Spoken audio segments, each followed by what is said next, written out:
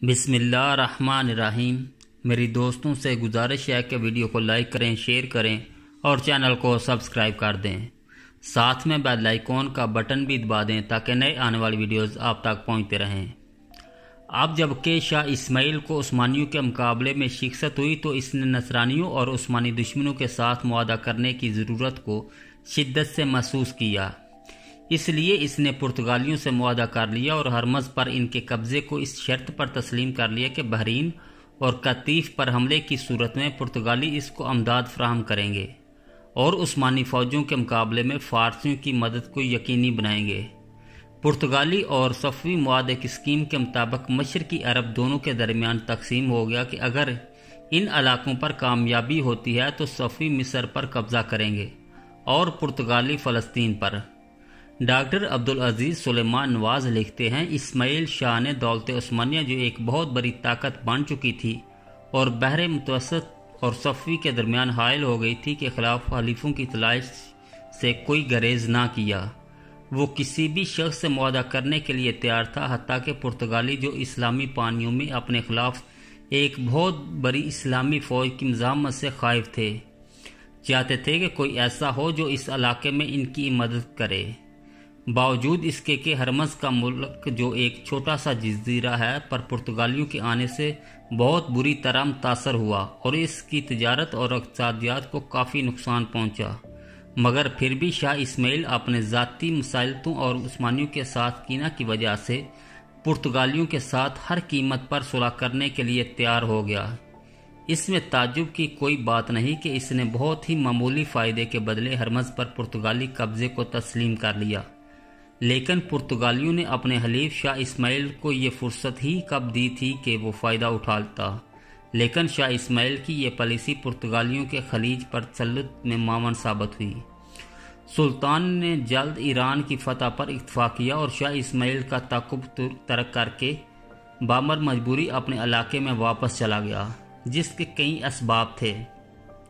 उस्मानी लश्कर के अफसरों में एक तरह की बगावत, ये अफसर फ़ारस में जंग जारी रखने के हक़ में नहीं थे, क्योंकि बकौल इनके कि सुल्तान ने अपना हदफ हासिल कर लिया था और शाह इस्माइल सफ़वी की शौकत का ख़ात्मा कर दिया था। सुल्तान का ये अंदेशा कि अगर उस्मानी लश्कर फ़ारसी इलाकों में दूर तक जाएगा तो सफ़वी कमीनगाहों से हमला आवर होंगे, जिससे फ़ौज को मुकाबले तलाफ़ी नुकसान होगा। ममालिक की हुकूमत को ख़त्म करने की सोच, क्योंकि दौलत उस्मानिया के खुफिया अदारों ने कुछ खतूत पकड़े जो सफ़ियों और ममालिक के दरमियान उस्मानी सल्तनत के ख़िलाफ़ इनके बाहमी ताउन का पता देते थे। शुमाली इराक़ और दियार बकर का दौलत उस्मानिया में ज़म होना, दौलत उस्मानिया की मशरक़ी सरहदों को महफूज होना, इस्माइल सफ़वी के पैरों और मददगारों के खात्मे के बाद एशियाई कोचक में सुन्नी मज़हब की तरवीज व तरक्की, फिर जल्द ईरान में शियों की शिकस्त, ये आलमी इस्लाम की तरफ से दौलत उस्मानिया की बहुत बड़ी ज़िम्मेदारी थी, ख़ासकर इसके बाद कि वो अपने बारे ये ऐलान कर चुकी थी कि वो मुसलमानों की मुहाफ़िज़ है।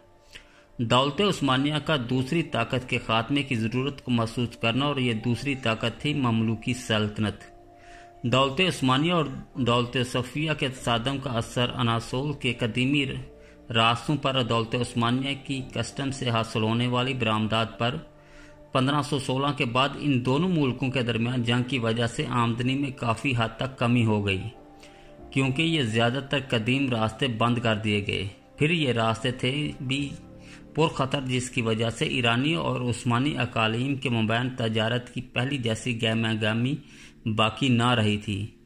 फ़ारसी रेशम से दौलत उस्मानिया को जो आमदनी होती थी वो काफ़ी हद तक कम हो गई थी।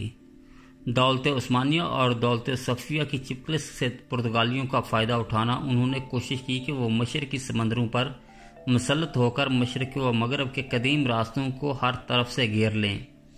उस्मानियों और सफ़ियों के दरमियान जंगों की वजह से यूरोपियों में खुशी की लहर दौड़ गई और यूरोपियों ने दौलत उस्मानिया के ख़िलाफ़ शिया सफ़ी मुल्क की मदद की ठान ली, ताकि उस्मानी यूरोप पर आइंदा कभी भी हमला ना कर सकें और सफ़ियों से उलझे रहें। शुमाल मगरबी ईरान में सफ़ियों को शिकस्त फ़ाइज देने के बाद उस्मानी सल्तनत के फरमारवा सुल्तान सलीम अव्वल ने ममलूकी सल्तनत के ख़ात्मे के लिए तैयारियां शुरू कर दी। مصر و شام میں عثمانی سلطنت میں ملانے کی عثمانی سوچ کے کئی اسباب تھے، جن میں سے چند یہ ہیں۔ دولت عثمانیہ کے بارے میں ممالک کا مخالفانہ موقف، کیونکہ مملوکی دولت کا فرمانروا کانسور غوری 907 ہجری مطابق 922 ہجری مطابق 1501 سن 1516 بعض عثمانی امراء کی طرفداری کرنے لگا جو سلطان سلیم سے بھاگ کر مصر آ گئے تھے۔ ان میں سرفرست امیر احمد کا نام آتا ہے جو سلطان سلیم کے بھائی تھے۔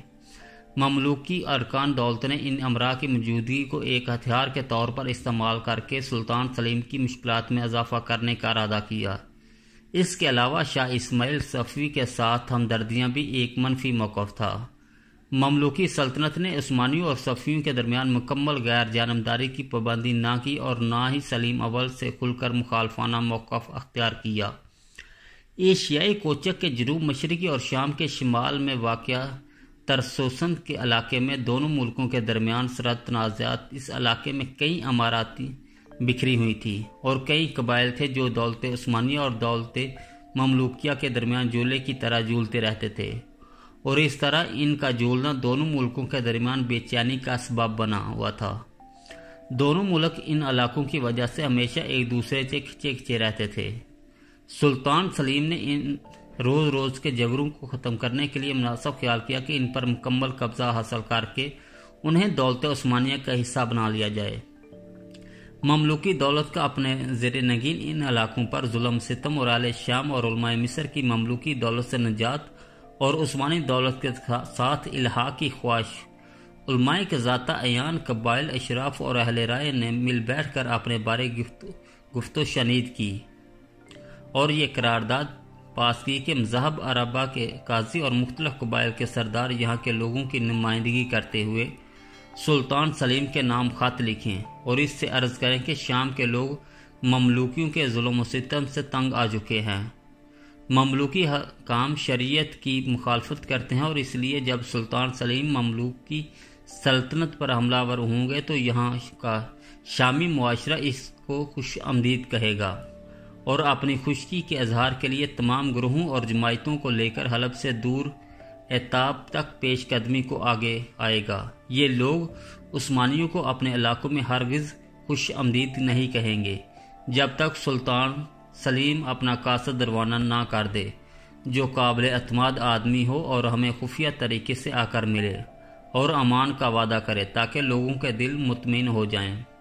ڈاکٹر محمد حرب نے کرے یہ خط استنبول میں توپ کاپی میوزیم کے ریکارڈ میں موجود ہے۔ اس کا نمبر ہے 11634-26۔ انہوں نے بیان کیا کہ اس دستاویز کا عثمانی زبان سے عربی زبان میں ترجمہ حسب ذیل ہے۔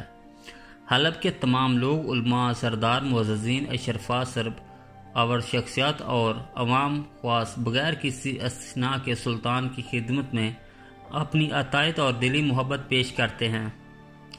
اللہ سلطان کو کامیابیوں سے نوازے۔ ان تمام لوگوں کی اجازت کے ساتھ ہم آپ کو یہ لکھ رہے ہیں تاکہ سلطان کی خدمت عالیہ میں پیش کریں۔ تمام اہل حلب جو آپ کے غلام ہیں سلطان کی جناب سے امان کا وعدہ طلب کرتے ہیں۔ جب آپ اس بات کی وضاحت فرما دیں گے تو ہم جرکیوں کو گرفتار کر لیں گے اور انہیں یا تو آپ کے سپرد کر دیں گے یا انہیں جلا وطن کر دیں گے۔ حلب کی پوری آبادی آپ کی ملاقات اور آپ کے استقبال کے لیے تیار ہے۔